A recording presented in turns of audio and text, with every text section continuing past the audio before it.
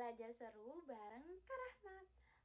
Halo teman-teman, selamat datang di video pembelajaran bahasa Indonesia. Hari ini kita akan belajar tentang teks fabel. Kalian tahu gak sih apa itu teks fabel? Ciri-cirinya, terus strukturnya? Gak tahu? Yuk kita bahas sekarang. Teks fabel adalah cerita yang tokohnya semuanya hewan. Mereka berperilaku seperti manusia. Selayaknya manusia, mereka juga bisa berpikir, berbicara, bahkan berbohong loh. Biasanya, teks fabel mengandung pesan moral, amanat yang bisa kita pelajari. Nah, ciri-cirinya tokohnya adalah hewan. Hewannya bisa berbicara dan berpikir. Dan biasanya dalam cerita tersebut mengandung amanat dan moral. Nah, teman-teman, teks fabel juga strukturnya terbagi menjadi 4. Yang pertama, orientasi. Orientasi adalah pembukaan cerita. Kayak gini nih. Yang kedua adalah komplikasi atau munculnya masalah.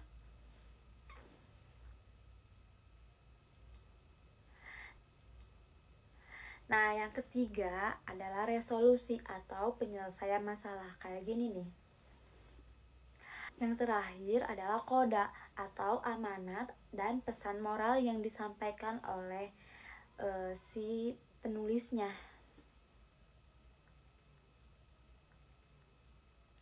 Nah, teman-teman, biar makin jelas, kakak mempunyai satu contoh teks fabel yang akan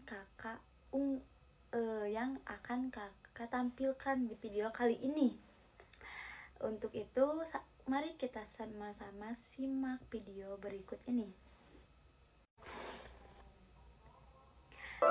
Si Kancil dan Buaya. Kancil adalah salah satu jenis hewan yang sangat populer bagi masyarakat di Nusantara. Kancil atau yang juga disebut dengan nama pelanduk ini, meskipun kecil tapi oleh masyarakat di Nusantara dikenal sangat cerdik dibandingkan hewan-hewan lainnya. Salah satu cerita yang sangat populer di Nusantara adalah kancil mencuri timun. Namun, kancil bukan jenis hewan yang suka memakan timun.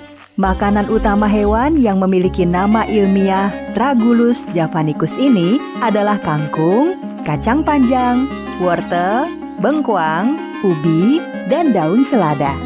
Salah satu cerita kancil yang sangat populer di Nusantara adalah kisah Kancil dan Buaya. Bagaimana kisahnya? Mari kita simak bersama dalam dongeng berikut ini. Pada suatu hari di hutan nan lebat, seekor kancil lari ketakutan karena dikejar oleh seekor harimau. Kancil yang ketakutan tersebut berhasil sembunyi di sebuah semak-semak. Hai kancil, sedang apa kamu di situ? Kancil tiba-tiba saja terkejut ada suara yang memanggilnya. Kancil pun berjalan mendekati asal suara tersebut yang ternyata seekor kerbau. Ah, dasar kerbau, kamu mengagetkanku saja. Aku lihat tadi kamu sepertinya sedang berlari ketakutan. Iya, aku berlari karena dikejar harimau. Apa? Harimau? Mana? Mana? Oh, dasar kerbau, badanmu saja yang besar. Ternyata kamu juga penakut. Jangankan aku, gajah yang punya gading dan badannya lebih besar dariku saja pasti menyingkir kalau ketemu harimau. Ah, sudahlah, kita harus mencari cara melarikan diri dari tempat ini. Kamu tahu tempat yang aman? Ada tempat yang aman. Harimau tidak akan bisa mencapai tempat itu. Hah, cepat katakan di mana? Di sana, di hutan seberang sungai sana, harimau tidak akan bisa menjangkaunya. Harimau kan takut air. Kita bisa menyeberang sungai asal bisa menyingkirkan para buaya itu. Kau pikir bisa melawan kawanan buaya itu? Seekor harimau saja sudah membuatmu lari tunggang langgang. Siapa pula yang harus melawan para buaya itu? Aku punya ide yang sangat brilian. Mana mungkin kamu punya ide brilian? Sedangkan aku saja yang lebih pandai darimu tidak punya ide. Tapi sebagai hewan yang bijaksana, aku akan mendengarkan idemu. Cepat, katakan apa idemu? Nanti aku akan berbicara kepada buaya-buaya itu. Begitu mereka melihat ke arahmu, lambaikan tangan sambil tersenyum. Hanya itu? Bagaimana ide seperti itu dikatakan brilian? Tapi agar hatimu senang, baiklah, idemu silakan dilakukan. Hai para buaya, kemarilah. Para buaya yang sedang bersantai itu terkejut melihat Kancil mendatangi mereka. Mereka pasti berpikir, berani sekali hewan kecil itu mendatangi pemangsanya. Hai hewan kecil, berani sekali kamu datang ke sini dan seenaknya memanggil kami. Apakah kamu mau menyerahkan dirimu untuk kami makan? Hai buaya, aku datang ke sini memang untuk memberi kalian makan. Tapi bukan aku yang akan kalian makan. Mencurigakan sekali. Memangnya siapa yang akan kami makan? Kancil menunjuk ke arah kerbau yang sedang berendam di kubangan lumpur. Para buaya itu melihat kerbau yang sedang berendam di lumpur dan melambaikan tangannya kepada mereka. Apa maksudmu memberikan kerbau itu kepada kami? Bukan hanya seekor kerbau, tapi banyak kerbau. Wow, banyak kerbau. Ah, benar. Hai Kancil, aku tidak sebodoh dua temanku ini. Kamu pasti punya maksud tertentu. Cepat katakan apa maksudmu. Atau kamu aku makan sekarang juga. Kalian rupanya belum tahu informasi terakhir ya? Informasi apa? Pantas saja, selama ini kerja kalian cuma bermalas-malasan di sungai. Aku beritahu kalian ya, mulai hari ini aku telah resmi diangkat sebagai penasehat Raja Hutan.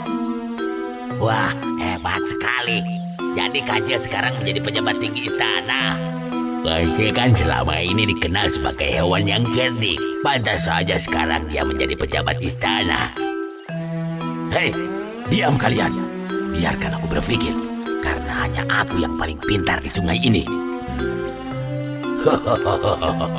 Jadi sekarang Tuan Kancil sudah menjadi pejabat istana ya? Maafkan kalau kami kurang sopan. Maklum, dua teman saya ini tidak pernah sekolah. Jadi begini, ada informasi bagus buat kalian para buaya. Sang Raja Hutan atau yang kita kenal dengan nama Baginda Harimau telah mengeluarkan kebijakan untuk memperhatikan dan meningkatkan kesejahteraan rakyat hutan ini. Hari ini, Baginda Yang Mulia Harimau mengutusku untuk menghitung jumlah buaya di sungai ini. Dengan begitu, Baginda Harimau bisa memutuskan berapa jumlah kerbau yang akan dikirim ke sungai ini. Hai kalian berdua, coba hitung berapa jumlah semua buaya di sungai ini. Tanya dia saja, kan aku sering tidur di pelajaran matematika. Kamu memangnya tidak tahu, aku selalu nyontek ketika ujian matematika. Harusnya kan kamu yang tahu, bukannya kamu mengaku paling pintar di sungai ini. Aku memang paling pintar, tapi bukan soal matematika. Nah sudah, tidak usah berdebat. Aku tahu solusinya.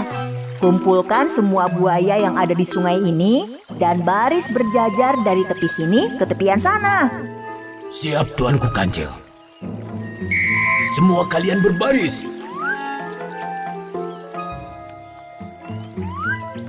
Nah, aku akan berjalan di atas punggung kalian dan menghitungnya. 1, 2, 3, 4, 15. Hai para buaya, jumlah kalian semuanya 15.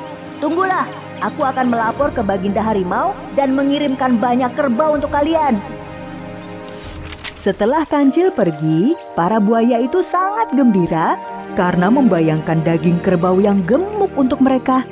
Sementara itu, harimau yang sedari tadi mengejar Kancil telah sampai ke tempat kerbau yang sedang berkubang di lumpur.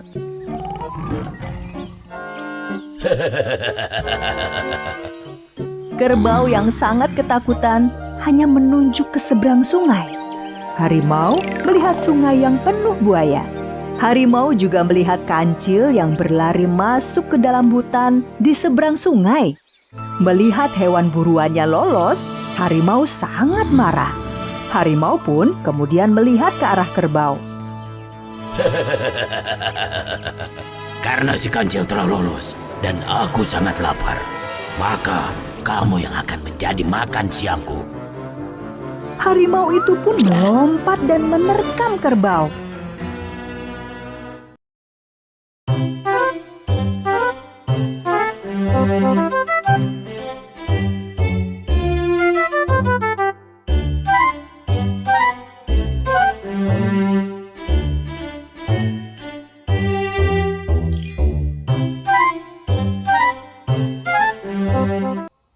Nah, teman-teman, amanat yang bisa kita ambil dari cerita tadi adalah jangan mudah percaya begitu saja kepada orang lain, teman-teman.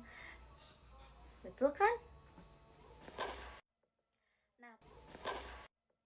Nah, teman-teman, menurut kalian siapa sih yang salah dan benar dari cerita tadi?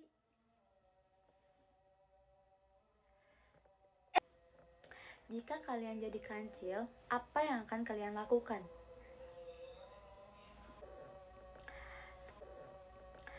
Terus, apa kalian pernah melihat orang di sekitar kalian yang menipu demi kepentingannya sendiri? Wah, waktu mulai sudah habis nih. Kakak online harus pamit undur diri. Terima kasih sudah belajar bareng Kak Rahma.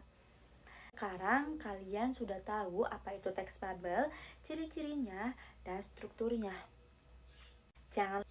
Jangan lupa buat teks bubble versimu sendiri dan ceritakan amanatnya.